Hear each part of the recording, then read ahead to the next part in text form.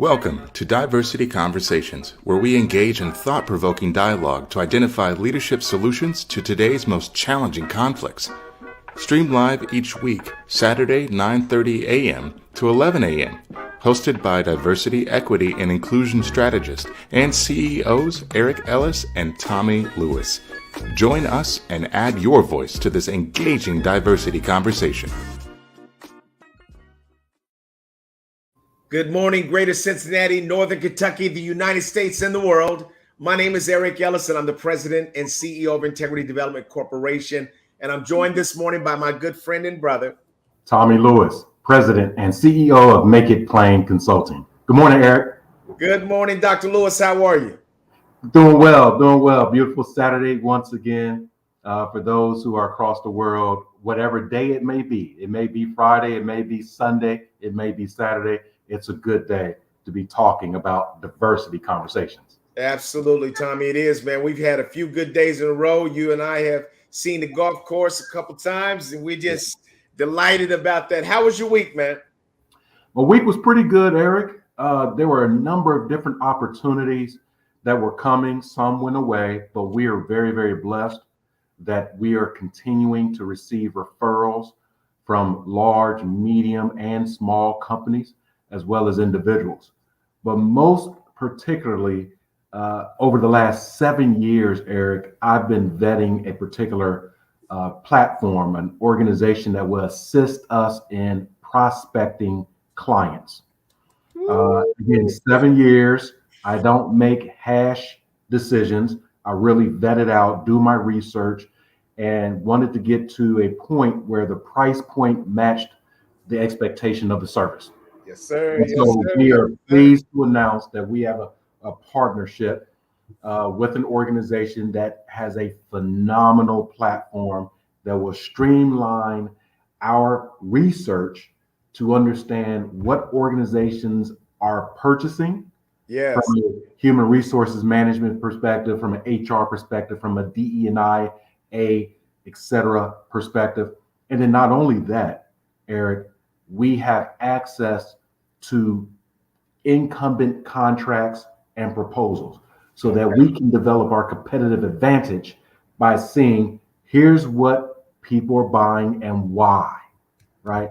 And so it's not just buying it, it's really what are, Eric, people make decisions. That's right. Companies. Right. And sometimes people say, I don't like the fonts on that proposal, or I don't like it didn't have enough pictures. Or so we want to know, what's your flavor? Right. Because we have all the flavors. Right. You need. We can pull up any one you want. Just tell us, make it plain. Make it plain. Right. So it was a great week. We have a great call with them.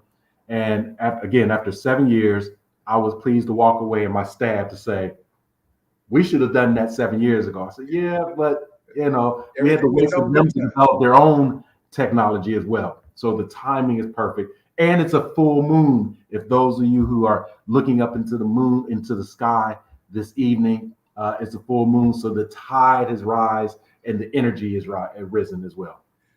Tommy, I love that. I'm grateful to hear that. And I want to slow down what you just said for our community that's out there.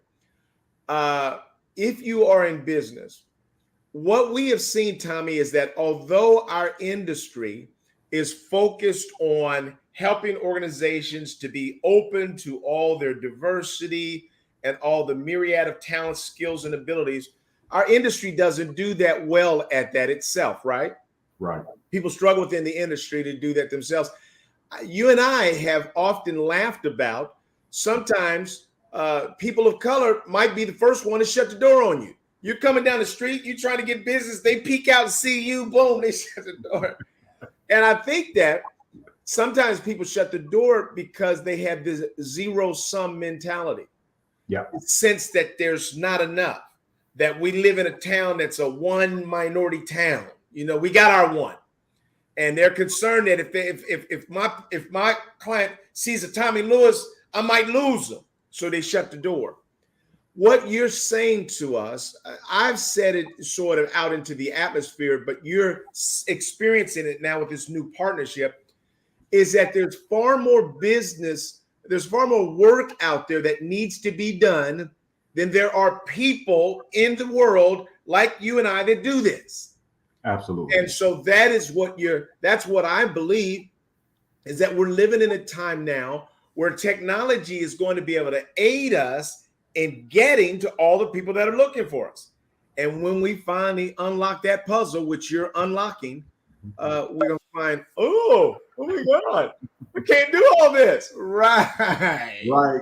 So why were you worried about me anyway? Yep. You know, so kudos to you, Tommy, for unlocking the formula that's gonna open up the windows of heaven, gonna start pouring you out a blessing. And after a while, I'll be looking at Tommy like, hey, who else do you know? Who else do you know? We need 100 people tomorrow. Yep. That's the world we live in, and that's what you and I know about all these attacks at DE&I. Oh, it doesn't matter, man. It's almost a joke. Because the only pathway to the future is through the door that you and I are standing in. Eric, thank you for the insight. I do have to give a shout out to a gentleman that I met 2 weeks ago in Los Angeles. And in fact, he and I have been talking this morning via email. And he challenged me so well and so respectfully, and I heard him incredibly well, Eric, that I was moved to tears. And everyone around me didn't know really what was going on with me. They thought I was, thinking about something else and breaking down. When he was asking me certain questions, I was listening to him like, I know you're right. I know you're right. I know you're right. He had got to a point of, are you looking to scale? I said, I am. I'm looking to scale. He says, well, Tommy, who closes your deals? Right? I said, well, I do. I close the deals. I have some other folks that may get the opportunity. Then I come in for the last 2-3 meetings and close the deal. He says, you probably close the deals because you know everything about your business. Am I right? So yeah, you're absolutely right. I know how our clients want to receive us. It's not by a spear and a dagger. It's really with honey. Right.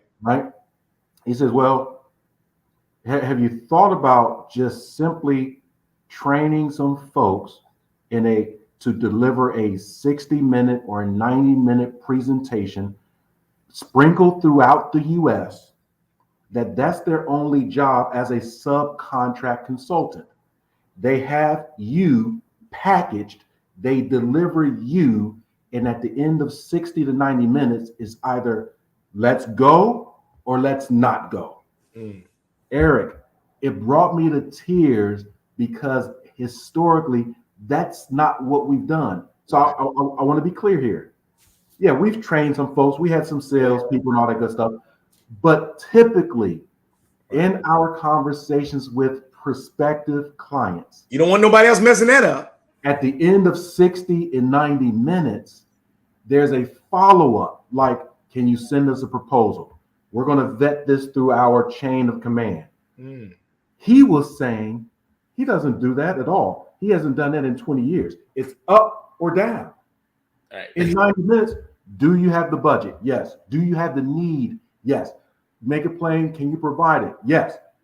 The answer is yes. I have been one to say, I'll spend another 90 minutes or a half a day preparing your proposal, send it to you, and wait a week, 2 weeks, a month, 3 months. I've waited 3 months for folks to get back. And then they've gotten back and said, we've gone in a new direction.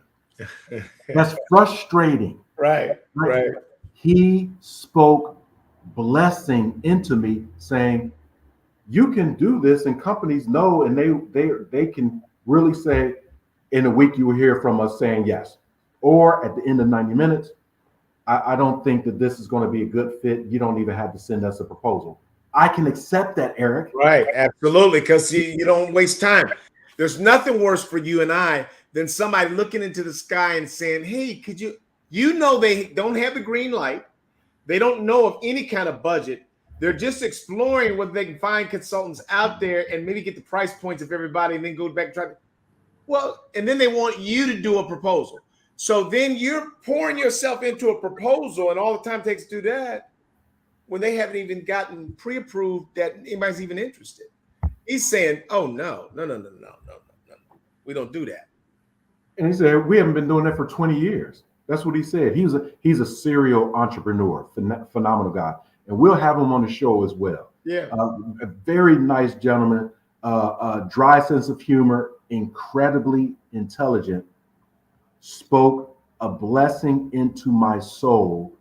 I was overwhelmed with what God was doing. He put me in front of this white man, the same age as me, who saw my business and said, in the next couple of weeks, I want to take you to the next level.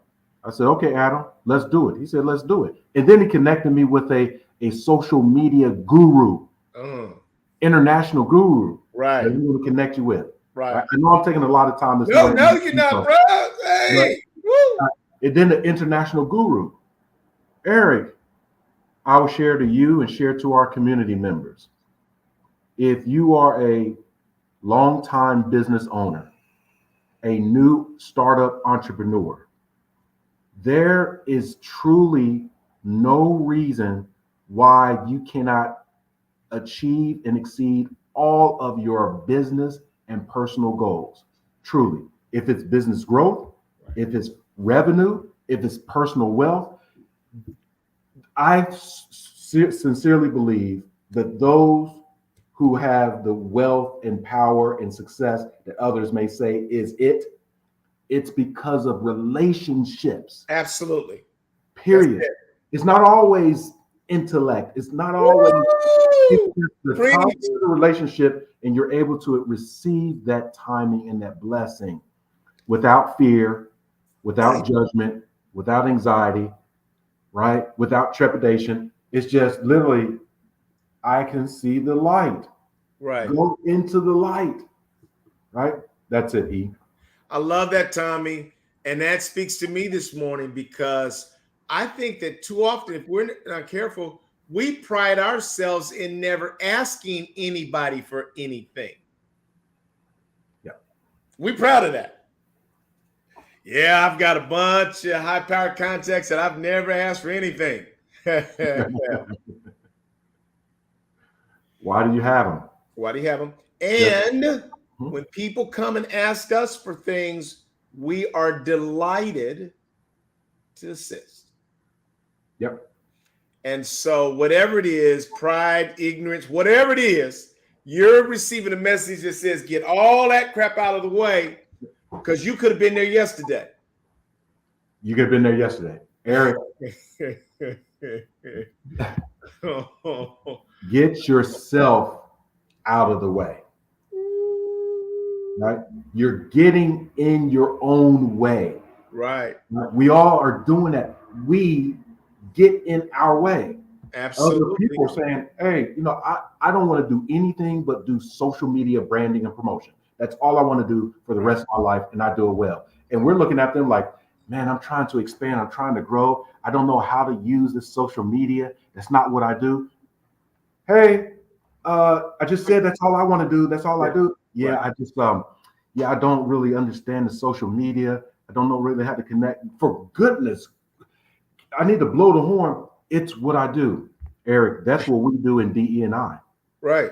Companies and organizations, they are struggling for whatever reason. Right. And we're saying, for the last 30 plus years and for the next 30 years, this is all we do. We study it, we do it all day. Hello? Right. And they're fumbling balls. They're stumbling over things that you said, oh my, everybody knows that's a landmine. You stepped on that and blew off one of your legs? Really? You ain't got but one leg left and you still ain't asking me to help?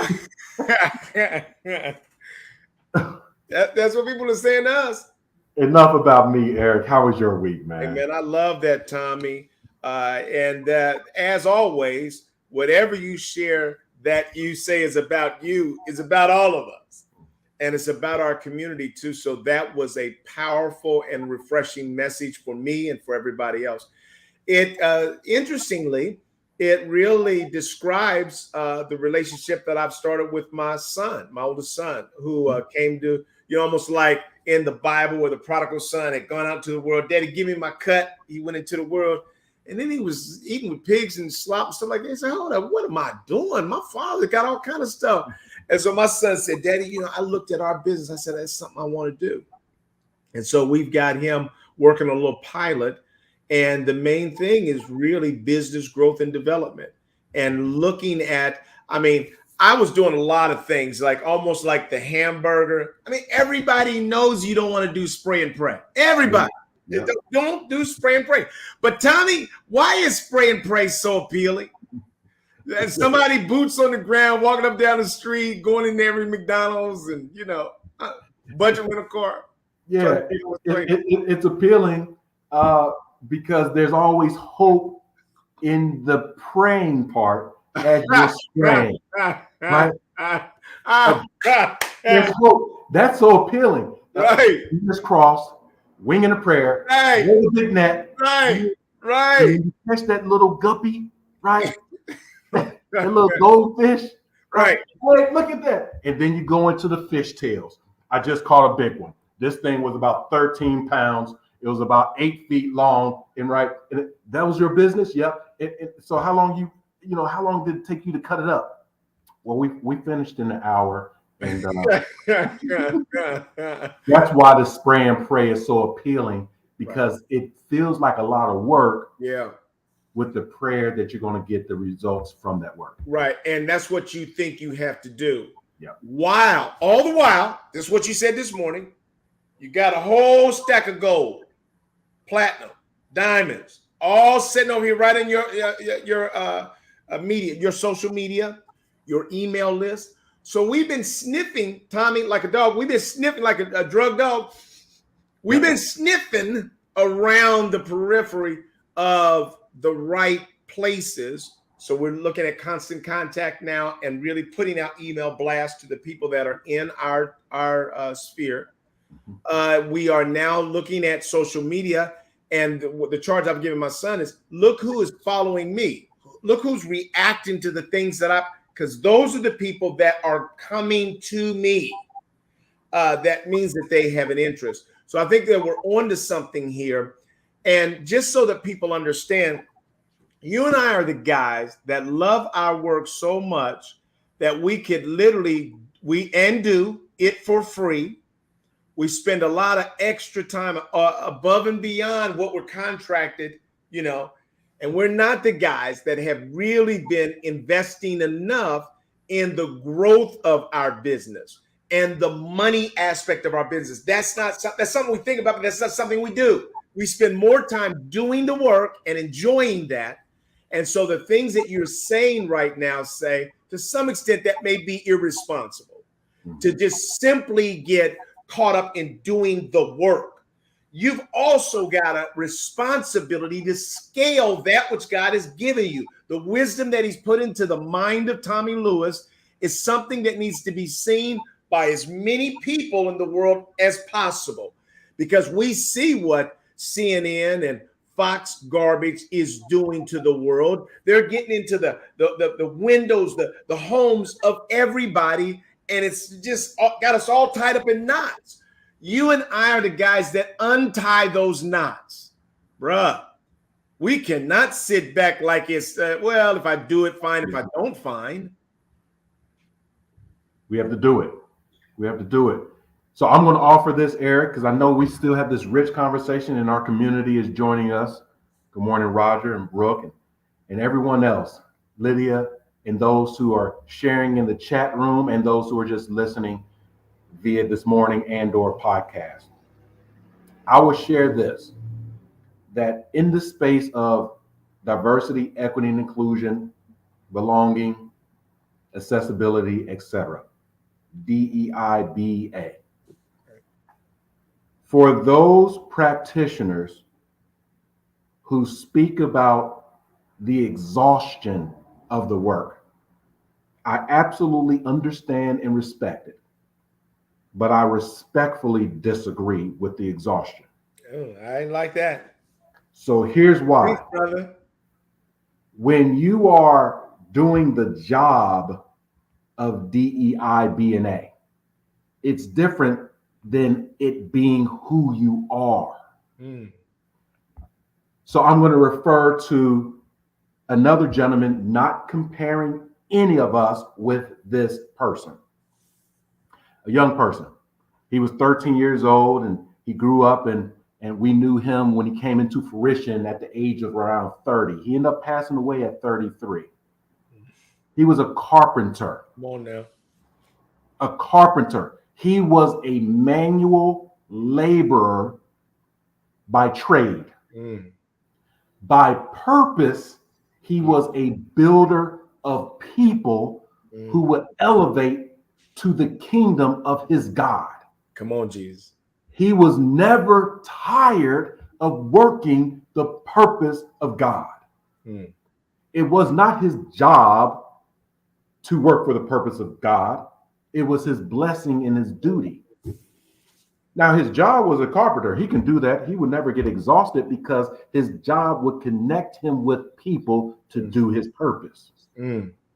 So if you back up into the work, go into corporate America, do organizations, and you're talking to people who are in the role of chief diversity officer, director of diversity inclusion, people management, this work is not exhausting. Right. It's what you are and who you are every day, all day. It's like saying, I am in love. Mm. I'm expressing love, and I'm tired of giving love. That's an oxymoron. Right. People don't get tired of giving love. Sure, they may feel a certain way when they don't get reciprocal love. But as far as the blessing and the skill of giving love, All right. right?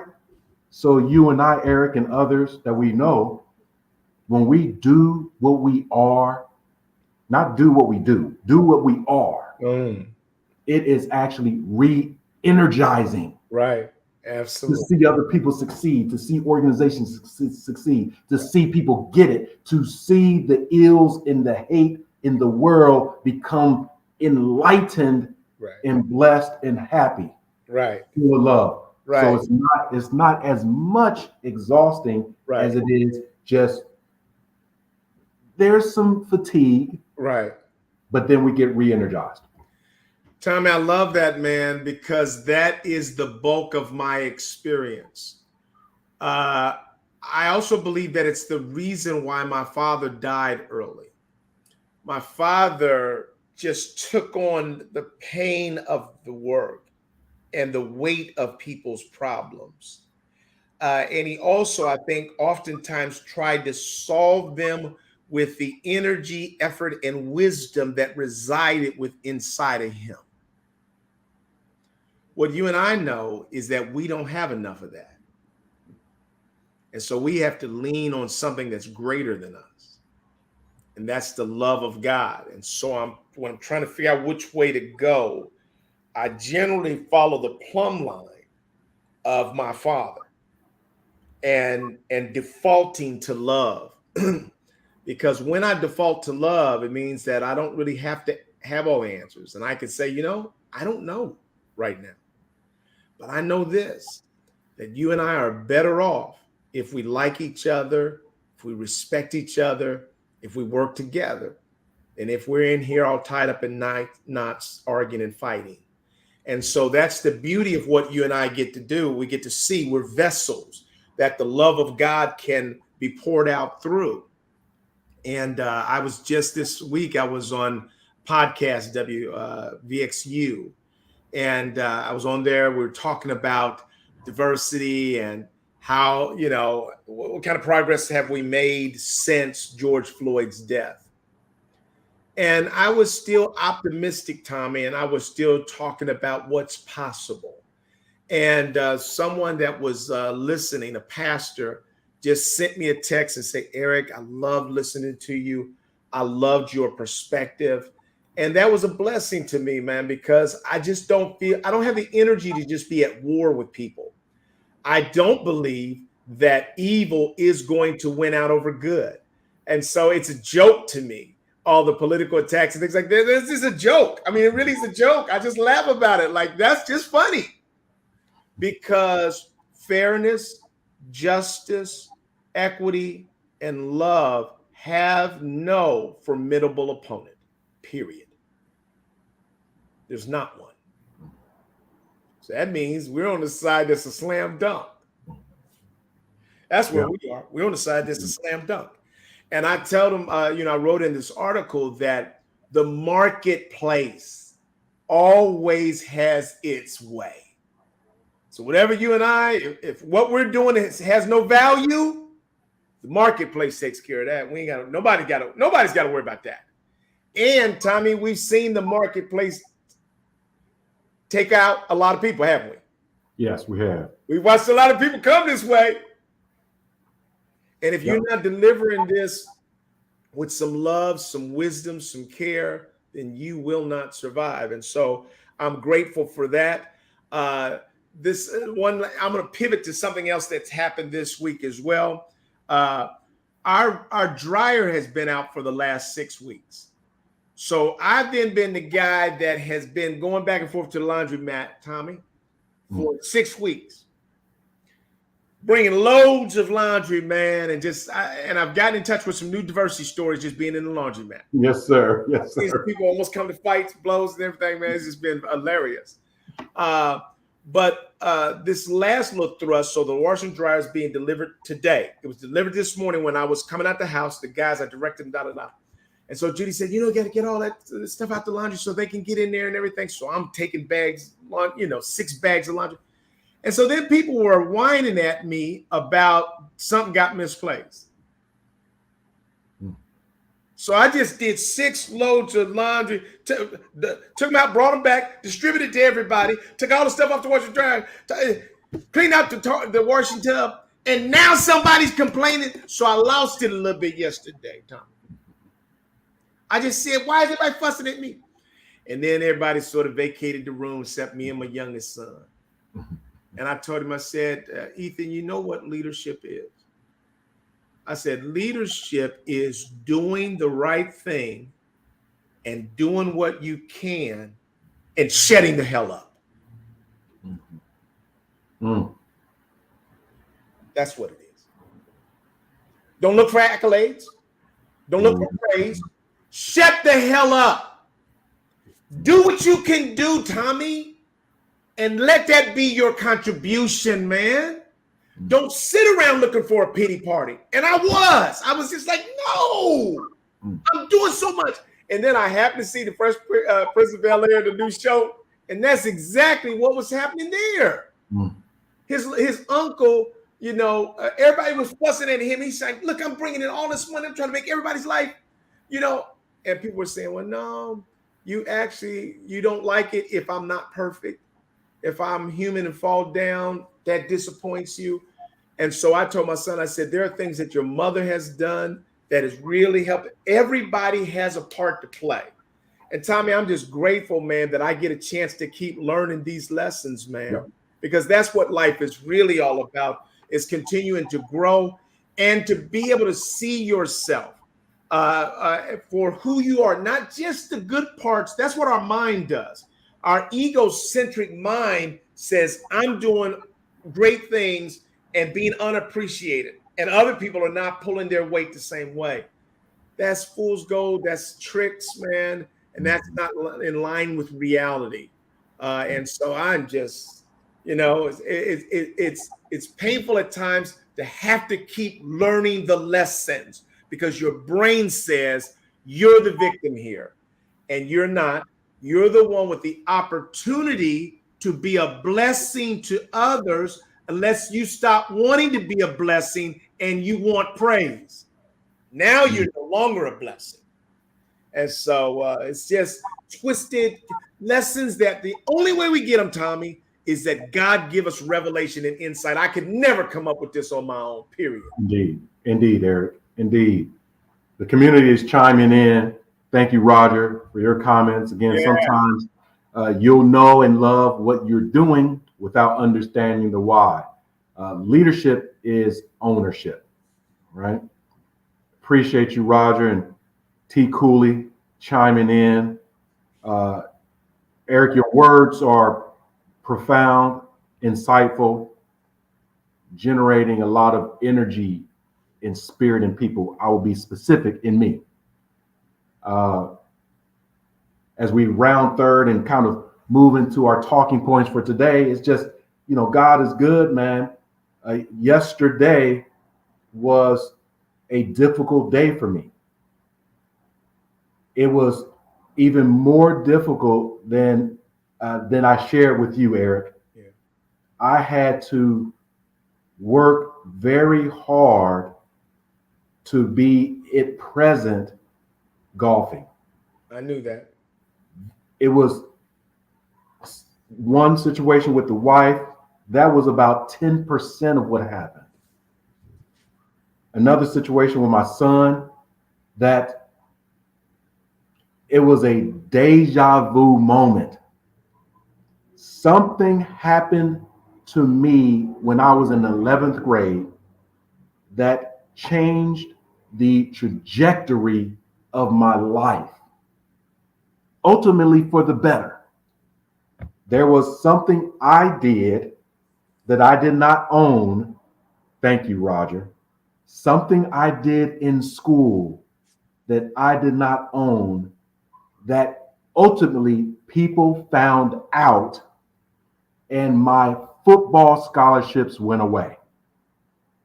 My basketball scholarships went away. My baseball scholarships went away. I lost 21 athletic scholarships. But because of baseball, you can go into the minor leagues and the major leagues without going to college.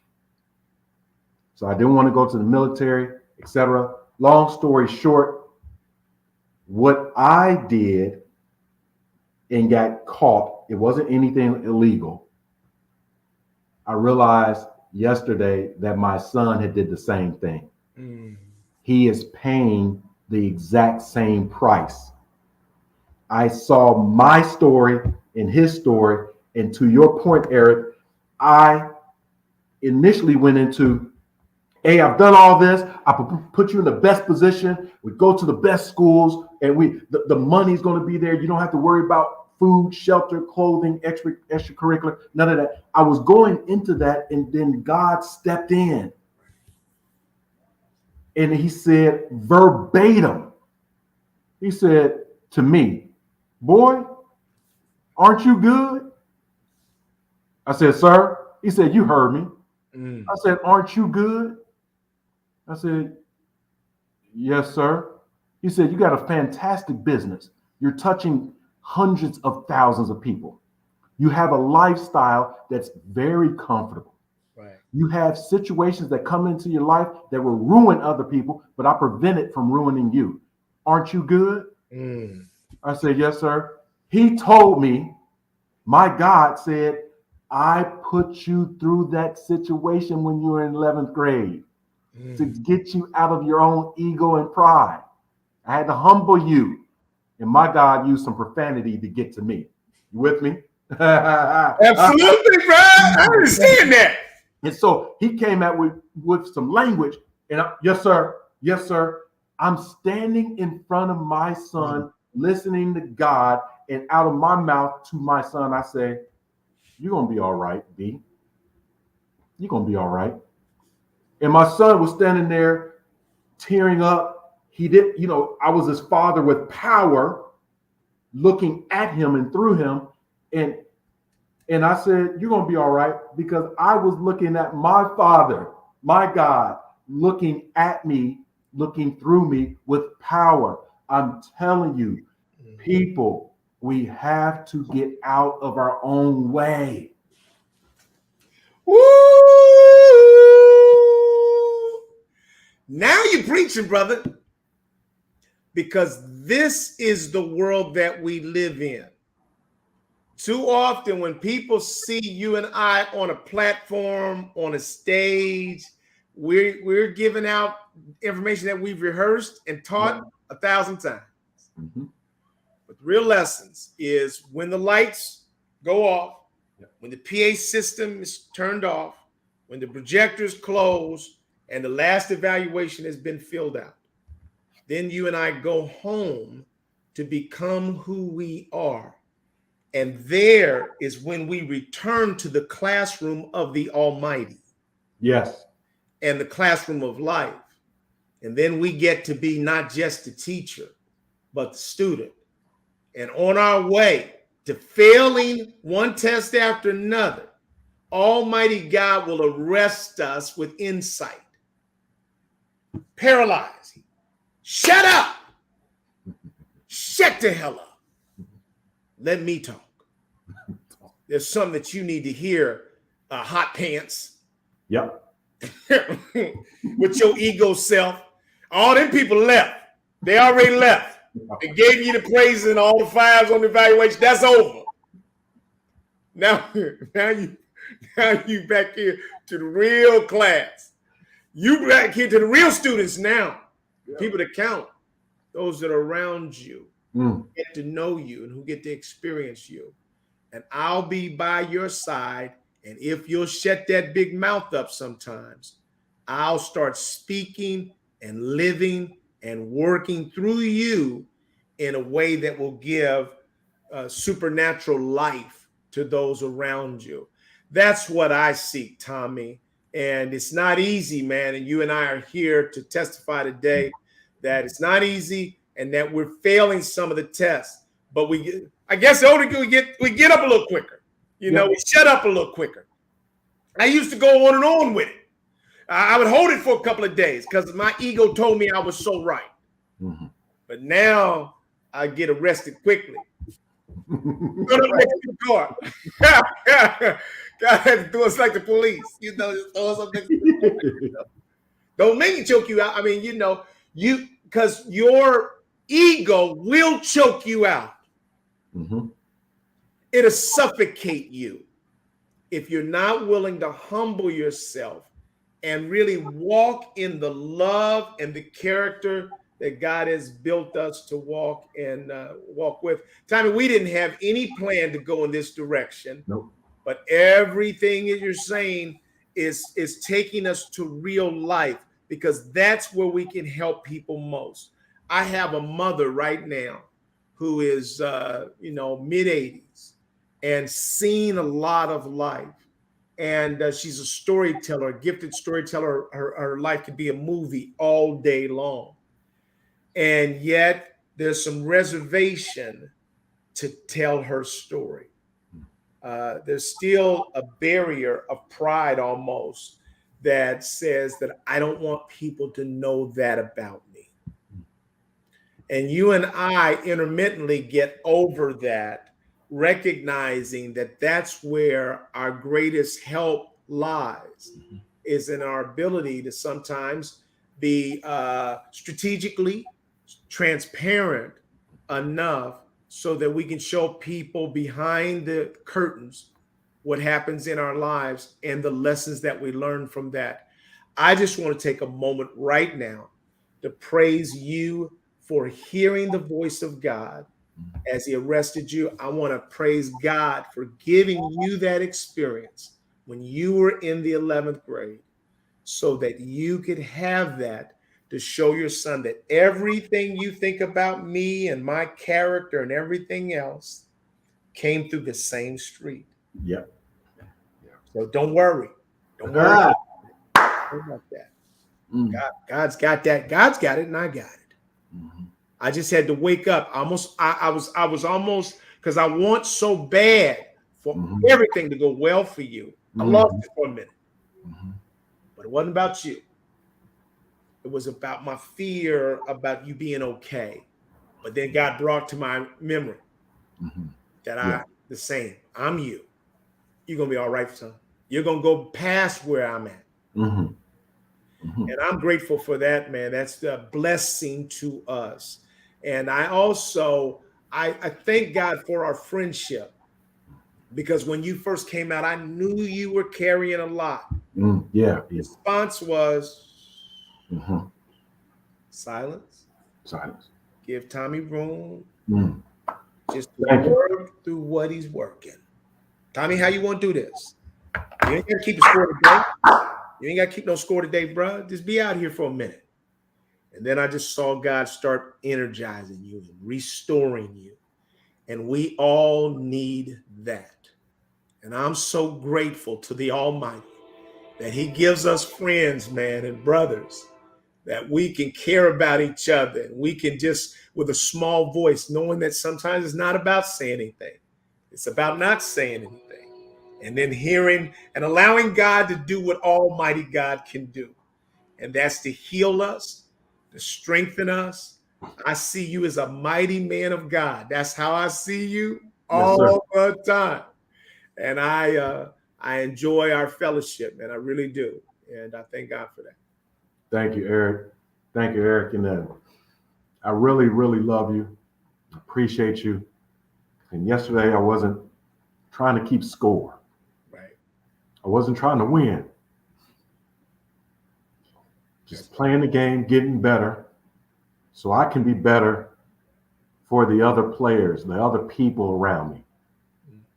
Through work, at home, it's not always about keeping score. It's not. It's about, for me, working on self to be better for self and allow that development to be the model for other people. To not just say it, but do it. I want people to see that I'm working on me and know that I will never judge them because I too am a work in progress until the day we leave this earth.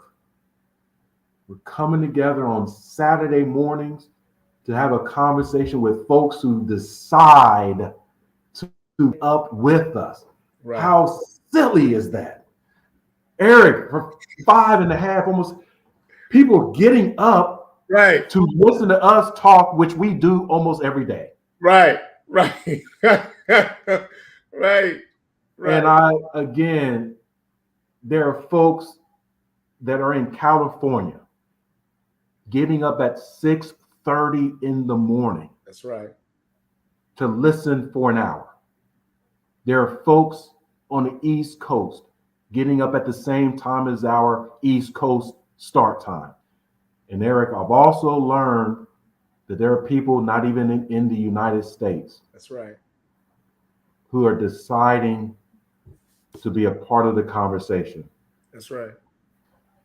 As you mentioned, this was not part of our agenda. We do have an agenda, good people. Right.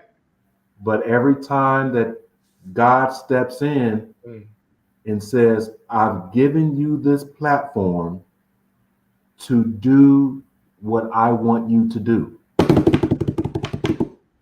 You think your plan is the plan? Okay, I'll give you that. You have free will. You think you can control what you think you can control? Okay, I'll give you the thought that you. That's cute. That's cute. That's cute. That's nice. You said that's cute. Okay, you're in control of this? Okay, all right. Talk to me now. Tell me. This is the old granddad, right? That's been watching us play around in the yard. Right. That was watching us down at the corner, arguing with our friend and end up getting into that little scuffle in the ground, right? And then saw us running up to the porch talking about granddad, right? Yeah, boy, what's going on? Right. They down there picking on me. Who is that? my friends? You said your friends are picking on you? Yes, sir. Oh, okay. Can I tell you what I saw? What? Yeah, can I tell you what I saw? I've been watching you and your friends for the last 3 hours.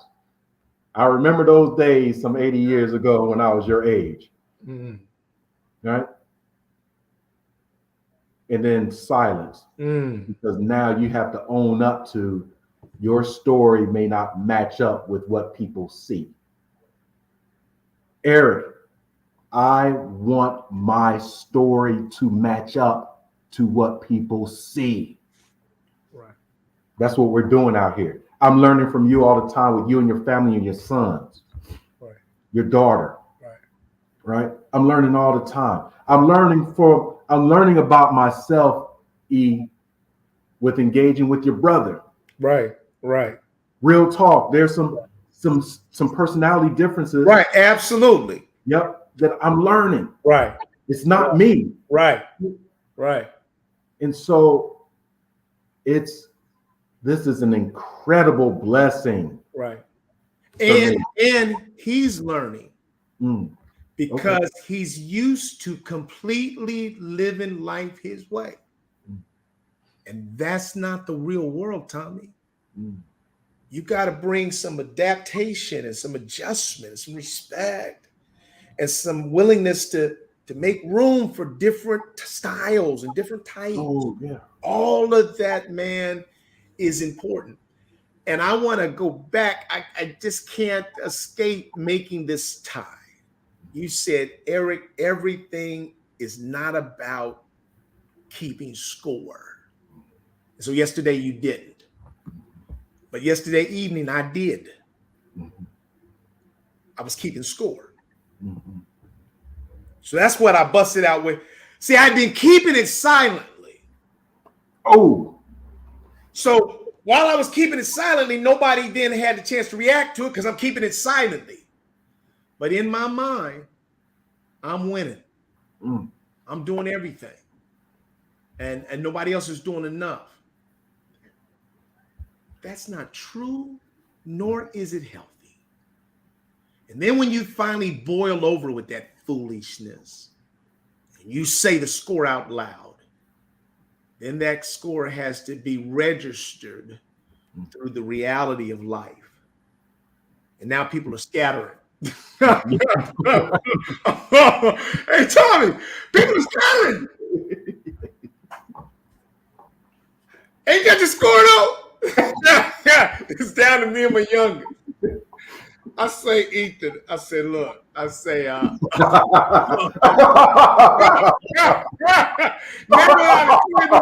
I cleared the room, I done picked up the last few clothes off the ground. Put them in the basket and stuff. I said, man, look, I said, leadership is about doing the right thing and shutting the hell up. That's what leadership is. Do what is right and shut the hell up. Because when you start talking, you start putting buckets of cold water over the gifts that you were giving. They weren't gifts if you were keeping score. Those aren't gifts at all. It's just you keeping score. What the hell is that word? Eric, it's coming around full circle. We play basketball. We play sports, competitive sports. And in basketball and other competitive sports, trash talking is part of the game. And we were taught, Eric, you and I, and others who are really taught by good mentors, good coaches, that only thing you have to do is to point to the scoreboard. They were good. Yeah, you don't have to keep trash talking when you're winning. Just point to the scoreboard. I would take it to the next level based on what you said. I think people know the score. Right.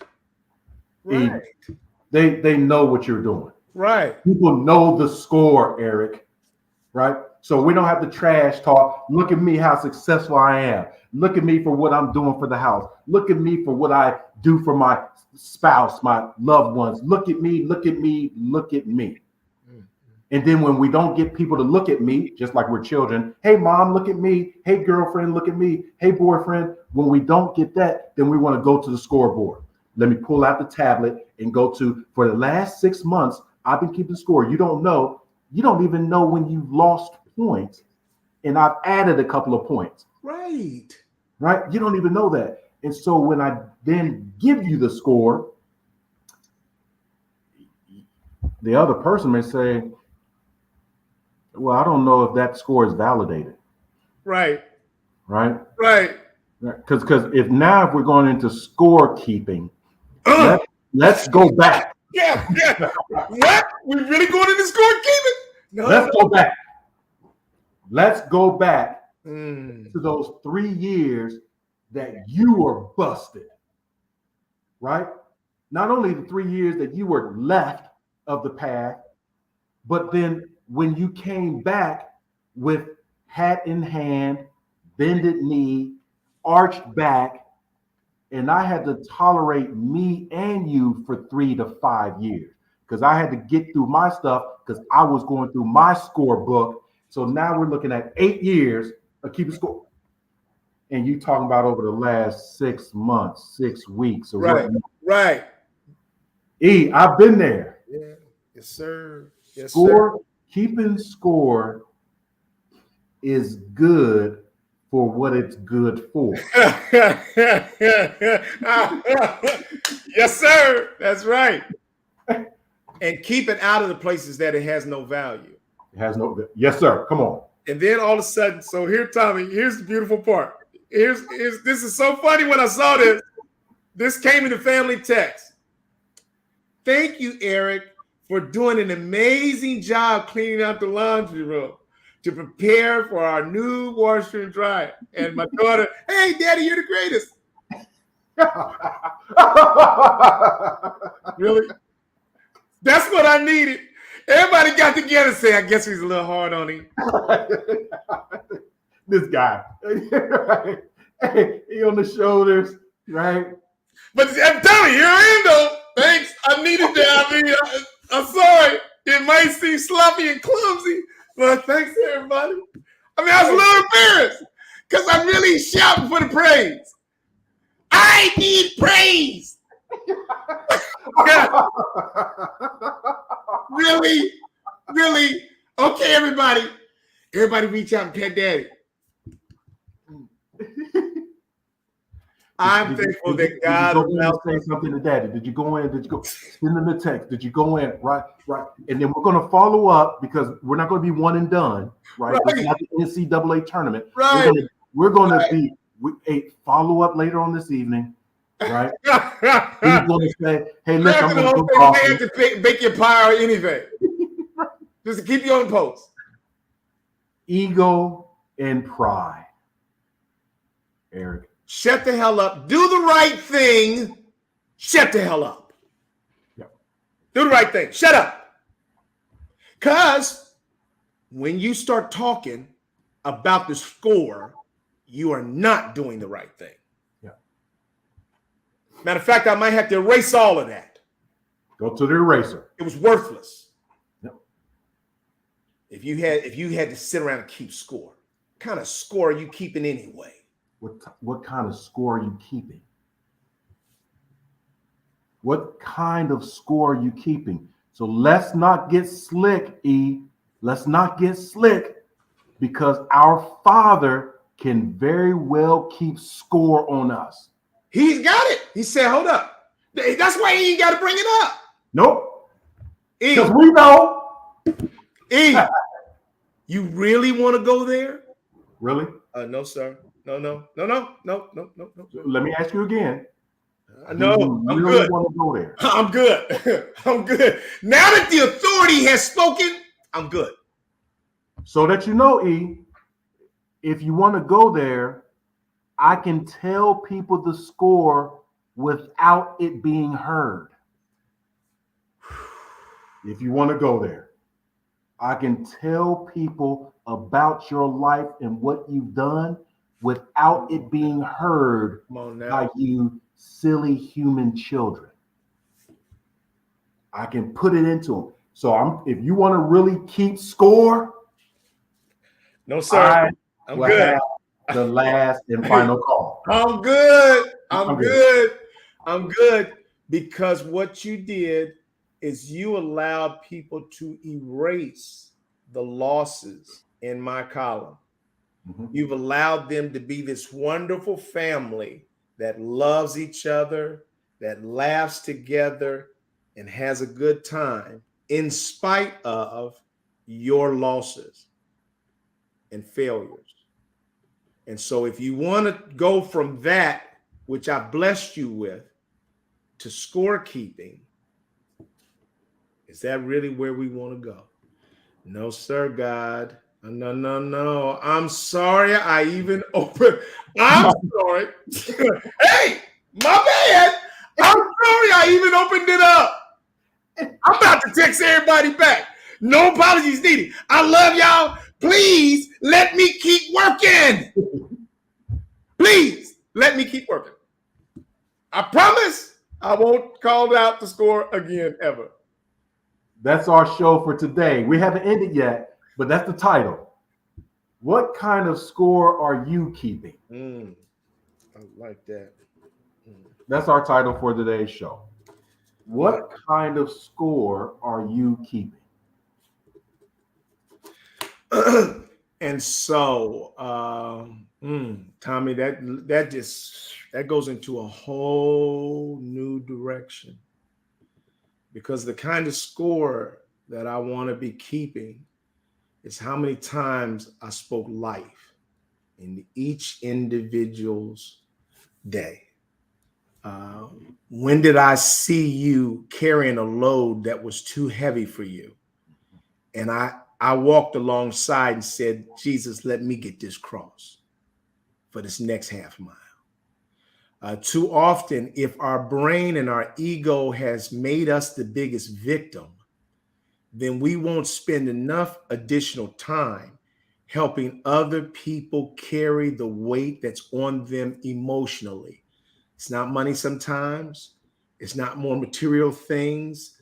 Sometimes you have to just see the sadness behind the eyes of the ones that you love that says, right now, I'm not feeling good about myself. Even though I got a job, even though I got a degree or anything else, Tommy, we see those things. And I think sometimes we pass on them. We see it, but we pass on it. God, I want to make a declaration. Help me not to pass on that.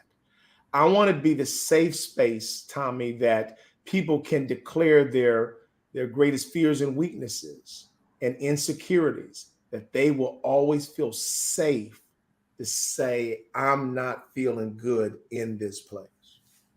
That's who I want to be. And to be that person means I can't be keeping score at all. And the thing about life and integrity in God is you never have to say it out of your mouth for your life to be evidencing that you're keeping score. Yep. Yep. Never have to even say it out of your mouth.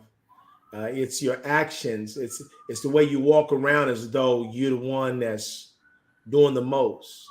And that's just a trick of the enemy, man, that ends in destruction. And today, man, we had such an amazing lesson. Golf gives us a lot of lessons. You and I talk about that. But man, we just tied it to life. Yep. We tied it quickly to life. To you saying, I'm not keeping score today, to me keeping score, in a whole other vein. And that keeping score not helping me, especially when I'm giving myself all pars and birdies. Yeah. You've never seen me get all pars and birdies. Because it doesn't happen. It doesn't happen. We get bogeys, double bogeys, triple bogeys in life. That's what we get. And nobody ever talks about it, though, do they, Tom? No, sir. Oh. Come on, E. So we are, so this was a blessing today, straight out of left field, straight out of heaven, because God values our conversation. And those that have joined with us today, we are grateful to have you all weighing in.